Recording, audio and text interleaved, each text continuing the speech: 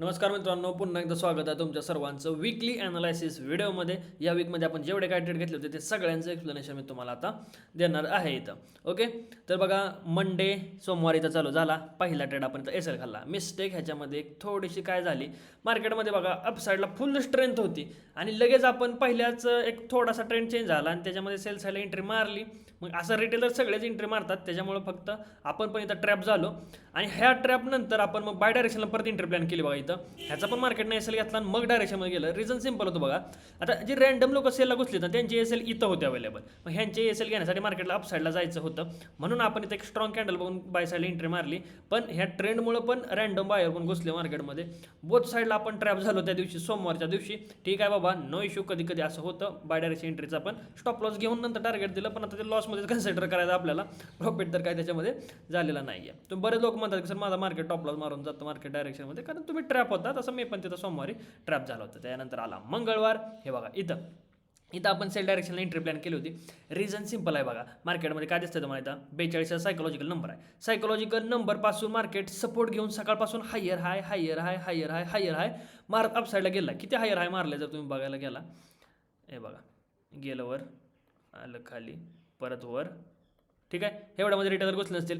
इथं अजून एक हायर हाय मारला की रिटेलर लगेच बाय डायरेक्शनला घुसले असणार आहे. 100% बाय डायरेक्शनला घुसले असणार आहे. आपण काय केलं, थोडीशी वाढ बघितली. इथं थोडीशी इनगल्पिंग टाईपमध्ये कॅन्डल झालेले. ह्या ग्रीन कॅन्डलचा लो झाला, लो निघला, आपण सेल डायरेक्शनला एंट्री मारली. ट्रेंड बघा इकडं फुल डाऊन ट्रेंड आहे आणि इकडून सपोर्ट घेतलेला आहे, म्हणजे स्टॉप लॉस डाऊन डायरेक्शनमध्ये. सेल साईडला प्लॅन केला, हा आपला टार्गेट एकदम परफेक्ट झालं होतं.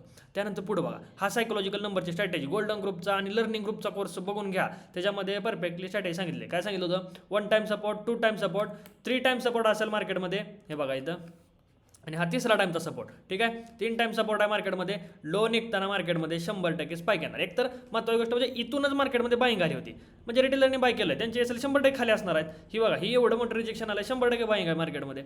इकडे बघा, ह्याच्या खाली निघताना सेल साईड एंट्री आपण प्रेडिक्शन केली होती आणि मार्केटमध्ये फुल मार्केटनं टार्गेट दिलेला आहे. हा ट्रेड एकदम इझी बरं का, हे सांगायची सुद्धा गरज नाही पडली पाहिजे या ट्रेडची. लर्निंग ग्रुपमध्ये जॉईन होऊन घ्या. लर्निंग ग्रुपची जॉईनिंगसाठी काय करायचं आहे, अकाउंट एखादं ओपन करून रजिस्टर करून घ्या, ID पाठवा टेलिग्रामवरती. ठीक आहे, तुम्हाला लर्निंग ग्रुपला ॲड करतो. एक छोटासा क्रायटेरिया ठेवलेला आहे. ओके, पैसे काय भरायची गरज नाही, डिपॉझिट करायची काय गरज नाही तुम्हाला. मित्र म्हणतो शिकून घ्या, शिकल्याशिवाय पैसे टाकूच नका, हे माझं पर्सनल म्हणणं. त्यामुळे लर्निंगसाठी तुम्हाला कुठं पैसे द्यायची गरज नाही आहे अजिबात. त्यानंतर पुढं बघा, हा दिवस बुधवार.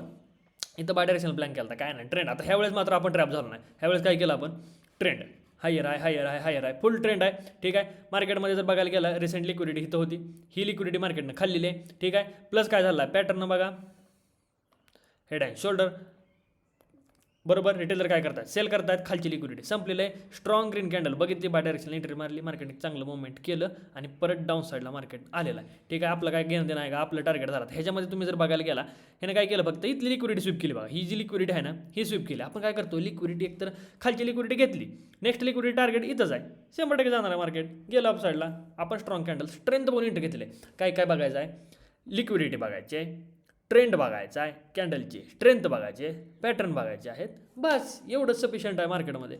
फक्त तुम्हाला ते जमलं पाहिजे, ॲक्युरेट टायमिंगवरती ते जमायला पाहिजे. ठीक आहे, चला पुढचा ट्रेड बघूया. हां, इथं आलं गुरुवारी खाल्ला आपण एसएल पहिल्या ट्रेडला. हे बघा इथं थोडंसं ट्रॅप काय झालं, आपण मार्केटमध्ये हा सायकोलॉजिकल नंबर होता, ह्या सायकोलॉजिकल नंबरच्या वर 1 2 3 4 5 वेळा मार्केटनं सपोर्ट घेतला होता. म्हणजे एसएल खूप खाली असणार आहेत, 5 वेळा सपोर्ट घेतल्यामुळे एसएल खूप खाली असणार आहेत. बघा मी काय प्रेडिक्शन केलं तुम्हाला, जो माउंट करून दाखवतो. मी म्हणलं एवढा स्ट्रॉंग सपोर्ट आहे इथं, हा सपोर्ट खालचा जो हा इथं जो सपोर्ट दिसतो तुम्हाला, हा तुटलेला आहे, आता रिटेलर सेल करतील असं प्रेडिक्शन लावून बसलो. इथं थोडंसं इथलं जो कॉन्सल्टेशन एरिया आहे तो त्याचा ब्रेकआउट होण्याची वाट बघितली, बाय डायरेक्शनल प्लॅन केला आणि काय ना मार्केटनं इज्जत घालवली आपली. ठीक आहे, नो प्रॉब्लेम. पण ही मिस्टेक झाली की लगेच लक्षात आलं की गेम काय नेमका. इकडं मार्केटनं सपोर्ट घेतला होता 2-4 टायमिंगला. मी काय केलं, थोडंशी इथं ट्रेंड लाईन ड्रॉ केली, इथं ट्रेंड लाईन ड्रॉ केली. ठीक आहे, ह्या ट्रेंड लाईनच्या खाली निघताना सेल साईडला एंट्री घेतली, हाय जाय सेल ठेवून मार्केटनं परफेक्ट टार्गेट मारलेला आहे. ओव्हरऑल डायरेक्शन पण मार्केटचे जर बघायला गेला तर मार्केटमध्ये भरपूर असं मुवमेंट आलं. आपण इथं बुकिंग करून घेतलेली होती. सिंपल ट्रेडात बघा, हे असं हे आतून ट्रेड येतात, हे ॲनालायसिस असतं. हे प्रत्येक वेळेस स्ट्रॅटेजी नाही म्हणायचं. आपल्याला ते ॲनालायसिस जमलं पाहिजे की का मार्केटनं सेल साईडला गेलं पाहिजे, का अप साईडला गेलं पाहिजे, हे जर एक ॲनालायसिस असतं ते जुळलं पाहिजे. आता पुढं, आता ह्या वेळेस मात्र जर बघायला गेला तुम्ही, आता ही ब्रेकडाऊन सायकोलॉजिकल नंबरचा आणि ही रिटेस्ट मारला प्रॉपर, कुठं असणार असेल, 100% लिहून अपसाईडला असेल असणार मार्केटमध्ये. खरं तर एंट्री प्लॅन इकडे खाली करता येत होता, पण आपल्याला इथं थोडंसं कुठं बाहेर होतो मी, त्याच्यामुळे इथं काही एंट्री प्लॅन करायला जमलं नाही. मी सायकोलॉजिकल नंबर सांगून ठेवला सगळ्यांना, 42,000वरती बाय 42च्या वरती बाय करून टाका. आता ह्याचं रिझन काय होतं बाय करण्याचं, तुम्ही जर बघायला गेला रेजिस्टन्स बघा ऑलरेडी ब्रेकडाऊन झालेला आहे.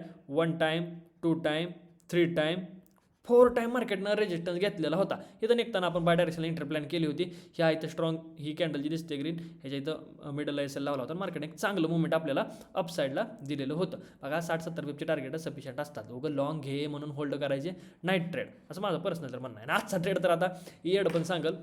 हे बघा काय 1 time, 2 time, 3 time, 4 time, 5 time एवढा रेजिस्टन्स घेतला ते म्हणजे अपसाईडला निघताना स्पाईक येणारच आहे. ही स्ट्रॅटेजी गोल्डन ग्रुपमध्ये, लर्निंग ग्रुपमध्ये सगळीकडे दिलेली आहे.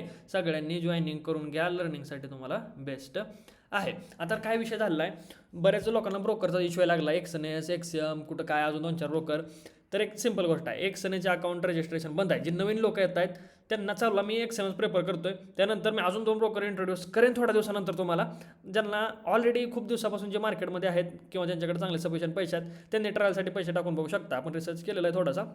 पण बघा शेवटी मला पण त्या ब्रोकरचा एवढा काही एक्सपिरियन्स नाही आहे. जसं आपण एक्सएनएसला चांगलं 4 वर्ष झालं यूज करत होतो, तसं आता नवीन वाल्यांना काही यूज करत नाही. त्याच्यामुळे मी कॉन्फिडन्स एवढं बोलू शकत नाही. पण नक्कीच आपण छोट्या फंडने तरी ट्राय करू शकतोय. ठीक आहे, आजच्यासाठी एवढं सफिशियंट आहे. अजून काय व्हिडिओ पाहिजे तुम्हाला मला कमेंट बॉक्समध्ये सांगा. थोडंसं रेग्युलर व्हिडिओ टाकण्याचा मी आता प्रयत्न करतो. भेटूया नेक्स्ट व्हिडिओमध्ये.